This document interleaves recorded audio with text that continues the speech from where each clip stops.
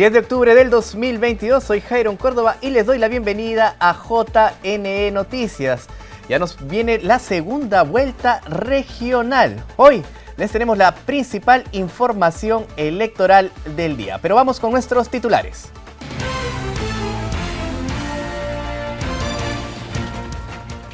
Si usted fue miembro de mesa, deberá registrarse para recibir la compensación de 120 soles.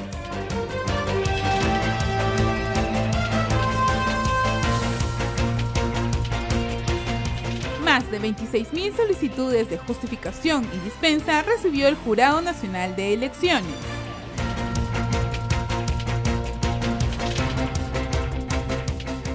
Y en la edición de hoy, sepa cómo realizar el trámite de pago de la multa electoral.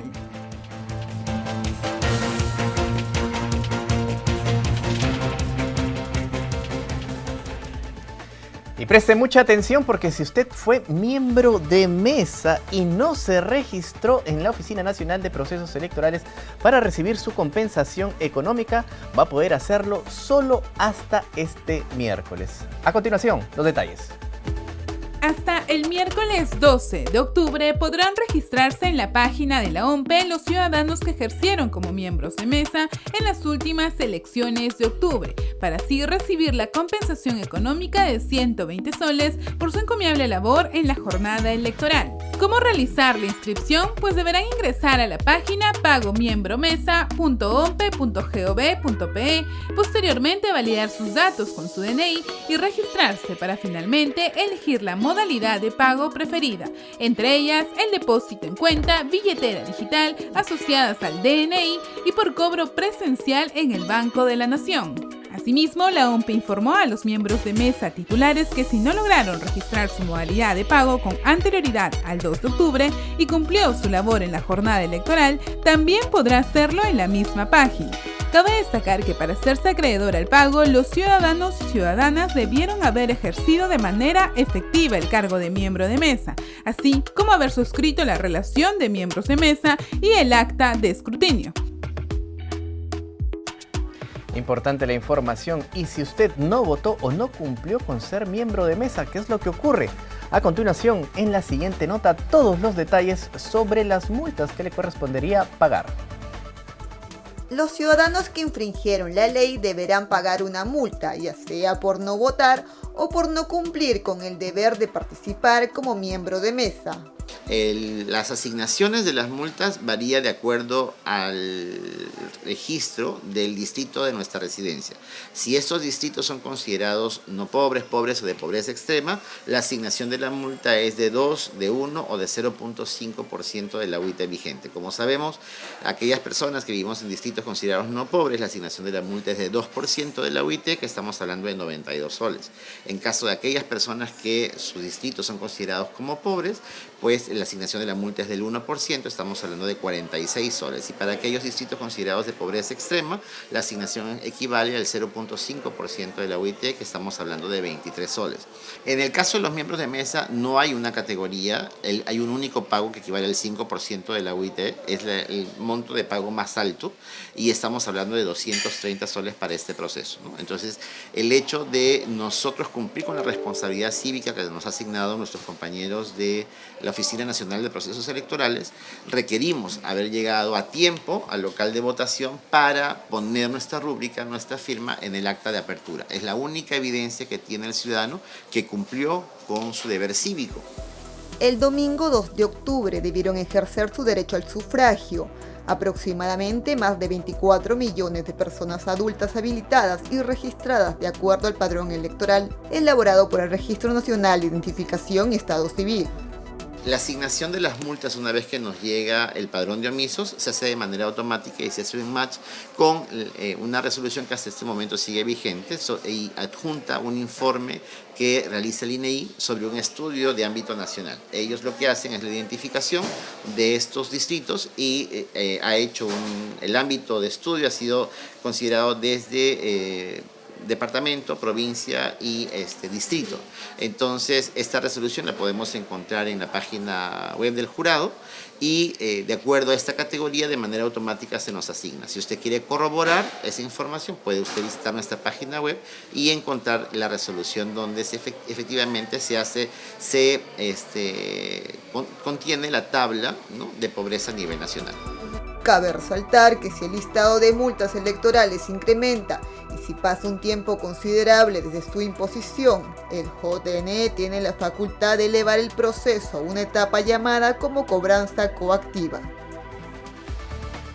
Y el Jurado Nacional de Elecciones recibió más de 26.000 solicitudes de justificación y dispensa. A continuación, los detalles. Hasta el momento, un total de 26.295 solicitudes de dispensa por no acudir a sufragar y justificación por no instalar la mesa de sufragio en estas últimas elecciones recibió el Jurado Nacional de Elecciones en su sede central y en las oficinas desconcentradas. Nosotros por procedimiento tenemos 5 días hábiles para poder atender una solicitud.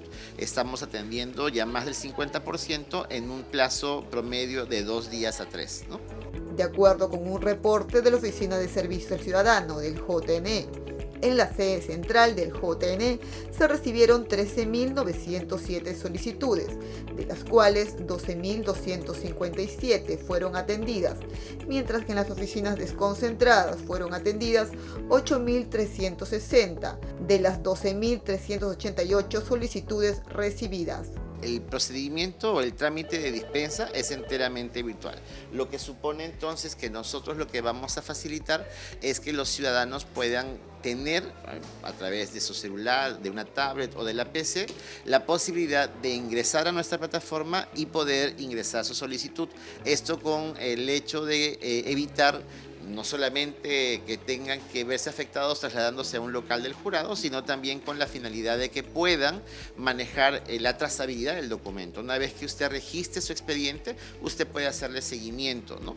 Cabe resaltar que todas las solicitudes ingresadas y las que se presenten en los siguientes días serán resueltas en un plazo máximo de 5 días hábiles, contados a partir del día siguiente de su presentación. Solo procederán las solicitudes que estén debidamente sustentadas.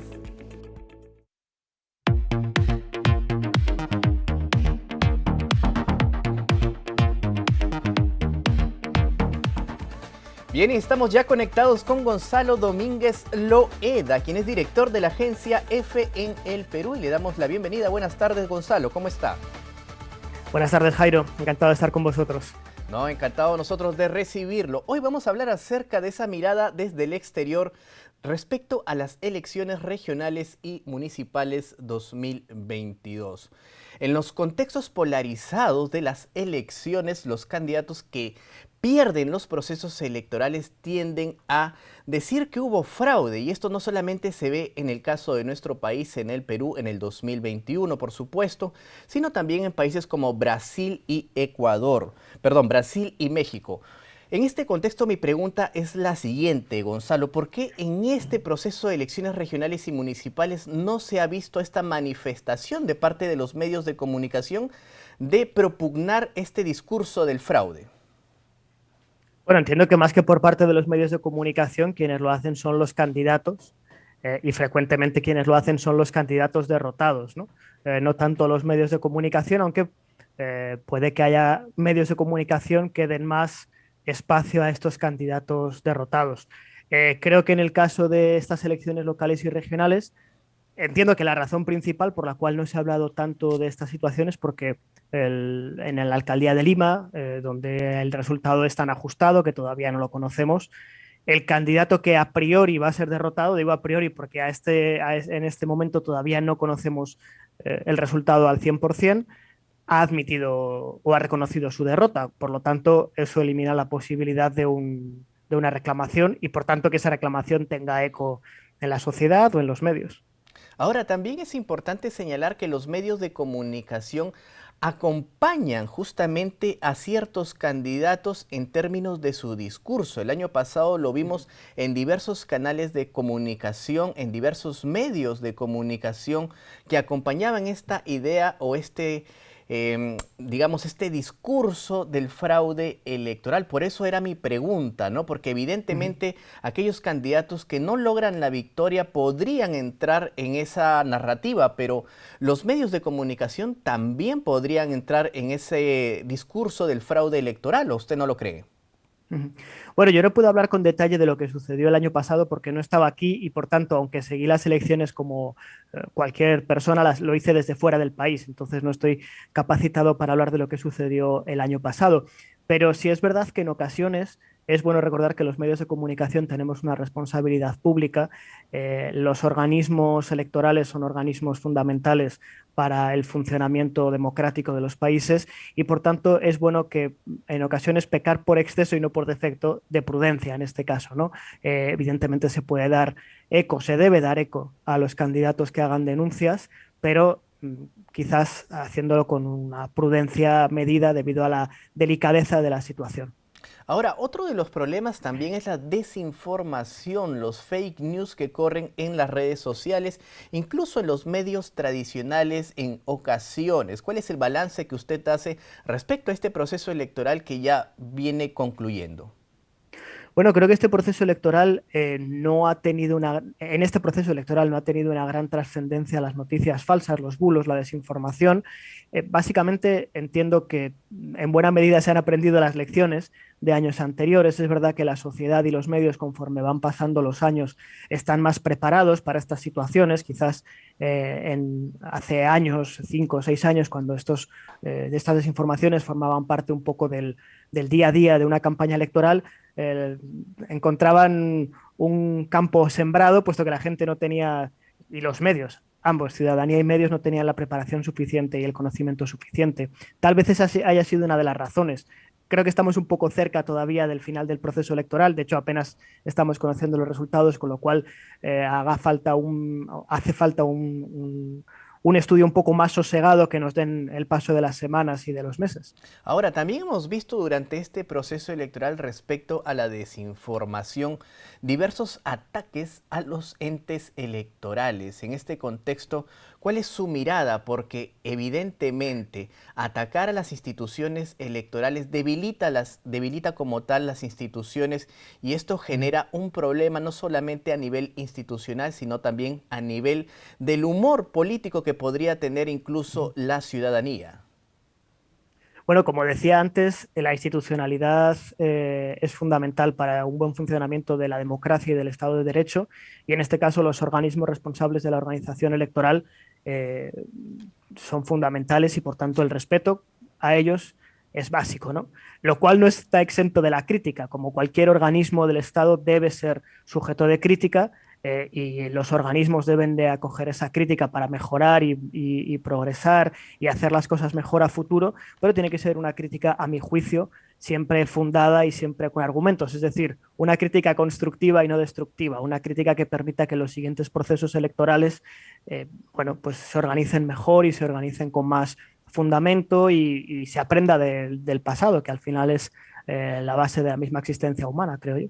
Sin duda. Ahora, la pandemia durante los últimos años ha supuesto un deterioro de parte de las instituciones políticas, ¿no? Entre ellas las electorales. Pero ahora vemos pues que hay otros temas que se suman, como la guerra, por ejemplo, que está ocurriendo en este momento Rusia-Ucrania, también la inflación, la alza de las tasas de interés, lo que comentaba The Economist, ¿no? Con respecto a la hambruna mundial. ¿Cuál es la mirada que usted le da a toda esta problemática respecto a los procesos electorales que se vienen también en parte de la región?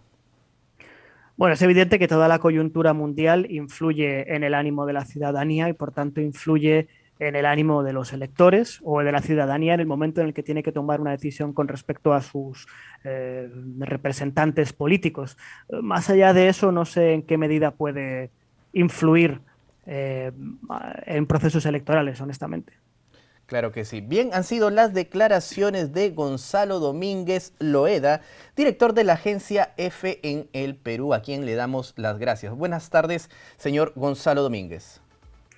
Buenas tardes, un gusto estar con ustedes. Bien, es momento de hacer una breve pausa, pero los dejamos con imágenes de lo que fue el Día del Señor de los Milagros. Adelante.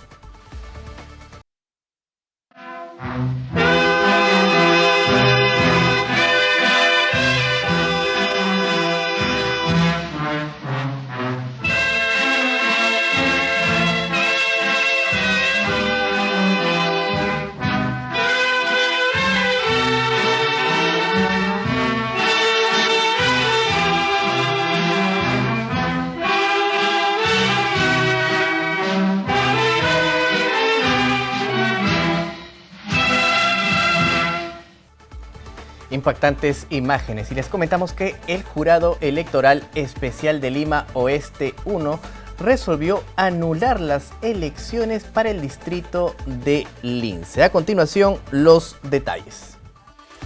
El Jurado Electoral Especial de Lima Oeste 1 declaró fundados los pedidos hechos por el Partido Morado y Avanza País, quienes solicitaron la anulación de las elecciones municipales en el distrito de Lince. Según argumentaron en la solicitud, no se había incluido en la cédula de votación el símbolo de Avanza País. Es importante señalar que tras la decisión del órgano temporal, y en el caso se apele lo resuelto, el Jurado Nacional de Elecciones debe pronunciarse en segunda y definitiva instancia. Cabe señalar que el quinto Juzgado Constitucional de Lima dispuso el 20 de septiembre que la cédula debía reimprimirse e incluir el referido símbolo de la organización política. Y el presidente Pedro Castillo se reunió con las virtuales autoridades electas, entre ellos gobernadores y alcaldes de nuestro territorio. A continuación, los detalles. El presidente Pedro Castillo se reunió este lunes con 8 gobernadores regionales y alcaldes de Lima y Callao para conversar acerca de las brechas que existen en el interior del país y cómo enfrentarlas. Así se reunió primero en la mañana con algunas autoridades regionales como Wilfredo Oscorima, elegido en Ayacucho, Jorge Chávez de Loreto, entre otros. Castillo conversó también en este contexto en Palacio de Gobierno con autoridades elegidas en la capital. Así manifestó su disposición para que los nuevos representantes coordinen con el Poder Central hacia una sola dirección. Y no se puede corresponder a los pueblos si no nos unimos y no hacemos entender al país que los 3 niveles de gobierno tienen que ir en una sola dirección. Asimismo, el mandatario resaltó la necesidad de enfatizar en otros problemas como la inseguridad ciudadana, la salud y una constante concertación política. El problema del tránsito, que en Lima también es un problema grande, ¿no? El problema de la delincuencia es un problema muy fuerte. Pero más allá de eso, hay que corresponder con obras hechas con transparencia, con obras haciéndolo juntamente con el pueblo, juntamente con ellos, haciéndolos participar y haciendo electos sin mirar el color político por todos los ciudadanos de nuestro distrito, de nuestro barrio. Todos son importantes en ese sentido. ¿Qué más decirles a ustedes que vienen del escenario político y ustedes saben muy bien cómo se trabaja? Cabe precisar que durante el encuentro con estas autoridades regionales y municipales se dialogó también acerca del plan de trabajo que ofrecen a la ciudadanía hasta el 2026. Y el periodista británico Simeon Tegel indicó que uno de los retos de la democracia hoy en día es informar a la ciudadanía. Uno de los retos que tiene la democracia en nuestro país es informar con la verdad a la ciudadanía, sobre todo en el marco de un proceso electoral. Así lo dijo Simeon Tegel, periodista británico y colaborador del Washington Post. Es un reto para la democracia porque los votantes necesitan información verídica, confirmada, para poder tomar una decisión informada cuando emiten sus votos. Los medios también tienen que ser responsables. Por un lado son negocios que tienen que cuidar sus números, ¿no? Sus ingresos, pero por otro lado tienen la responsabilidad y incluso tienen concesiones para transmitir en ciertas frecuencias, claro, que vienen normalmente con ciertas obligaciones. Tegel indicó que en cualquier democracia es normal que los medios de comunicación privados se inclinen por propuestas de derecha o izquierda. Me parece bastante normal que cierta media tiene cierta posición editorial, que puede ser más de la izquierda, más de la derecha. Eso es completamente normal en cualquier democracia. Pero ojalá si en el mismo medio todos los candidatos no tienen la misma oportunidad que en la pluralidad de los medios en una democracia libre, que sí tienen más o menos una exposición equivalente. Sin duda. Ojalá. También mencionó que uno de los problemas estructurales de nuestra sociedad es el centralismo, el cual llega hasta los medios de comunicación y afecta la puesta en escena de candidatos del interior del país. Ese es un problema estructural o cultural en los medios peruanos que tienen sus raíces que van desde hace muchísimos años, mucho más que de las últimas elecciones, de que las provincias fuera de Lima no sean visibles o poco visibles en los medios. Y de algunos medios no se ve nada de lo que sucede en la selva o la sierra, en otros sí se ve algo, pero nunca como lo que sucede aquí en el capital Lima. Y yo veo que es un problema que va incluso más allá de los mismos medios, es la manera en la cual el Perú se gobierna, la sociedad se ve.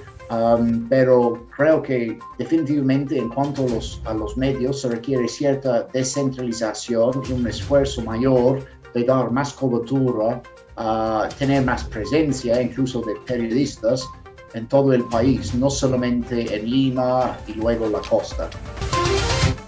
Y Jorge Hernando Pedraza, secretario general de la Comunidad Andina, indicó que los temas principales a atender justamente por los países integrantes de este organismo son la desigualdad y la discriminación.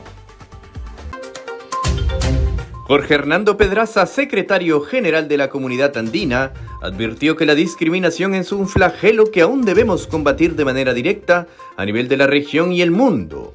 Además, refirió que se trata de un tema transversal en nuestra sociedad. La discriminación no solamente obedece a un criterio físico, a un criterio económico, también a criterios sociales, y no solamente a criterios sociales, también en temas raciales, también tiene efectos en el trato social cuando quiera que haya estratificación en la sociedad, también tiene efectos en la discriminación de hombres a mujeres y viceversa. En cada país y a cada ciudadano le compete saber cómo maneja o contribuye a la dirección del Estado o de su gobierno regional o de su gobierno provincial. Hernando Pedraza también explicó que es necesario reducir los índices de desigualdad que generan diversos problemas sociales en los países que componen la Comunidad Andina. Lo que nosotros hacemos busca cumplir con el mandato de nuestros fundadores, que es el mejoramiento de la calidad de vida de los ciudadanos andinos, su bienestar. Y ese bienestar pasa con que las normas que nosotros hacemos como organismo de integración tengan como resultado un mejoramiento de las condiciones económicas para que se refleje también en una mejor compactación de bienestar hacia la comunidad de los 112 millones de habitantes andinos que somos, entre bolivianos, colombianos, ecuatorianos y peruanos. Estas declaraciones del secretario general de la Comunidad Andina las ofreció durante la 52ª edición de la Asamblea General de la OEA, la cual se realizó en nuestro país. Tras 2 años de pandemia y encierro, cientos de ciudadanos acompañaron la procesión del Señor de los Milagros. A continuación tenemos las imágenes y la información. El Señor de los Milagros salió en procesión por primera vez tras 2 años de pandemia. Cientos de devotos acompañaron el primer recorrido del Cristo Moreno. Esta es la expresión religiosa más importante en nuestro país. Como es tradición, en el mes de octubre, el Señor de los Milagros recorre las calles del centro de Lima, donde los feligreses con cánticos acompañan la venerada imagen. Los próximos recorridos programados serán el martes 18, miércoles 19 y viernes 28 de octubre, y el último recorrido está planeado para el martes 1 de noviembre.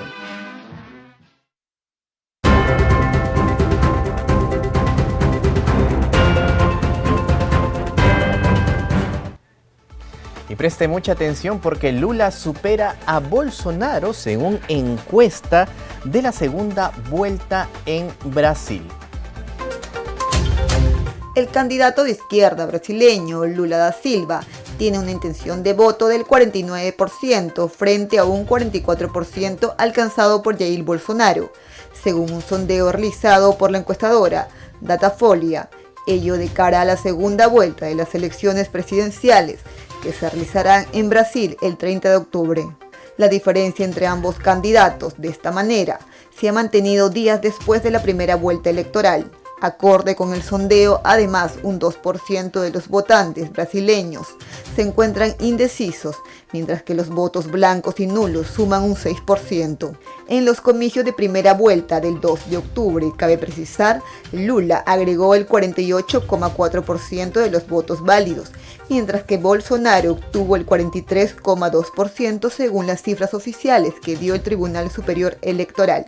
Tras conocer dichos resultados, Lula manifestó entonces su confianza en ganar la segunda vuelta y que el siguiente proceso solo es una prórroga de su victoria. Por su parte, el líder de ultraderecha y presidente que busca la reelección, Jair Bolsonaro, indicó que existe una voluntad de cambio en la población brasileña. Y cada 10 de octubre se celebra el Día Mundial de la Salud Mental y el Ministerio de Salud tiene un mensaje que vemos en pantalla. Señala, reflexionemos sobre la importancia de su cuidado en todas las etapas de la vida respecto al Día Mundial de la Salud Mental. Si necesitas orientación en salud mental, puedes llamar gratis al 113, opción 5, las 24 horas del día. Fundamental en este momento tan importante para toda la ciudadanía. Día Mundial de la Salud Mental. No tenemos tiempo para más. Los dejamos con imágenes del Señor de los Milagros. Nos despedimos hasta mañana.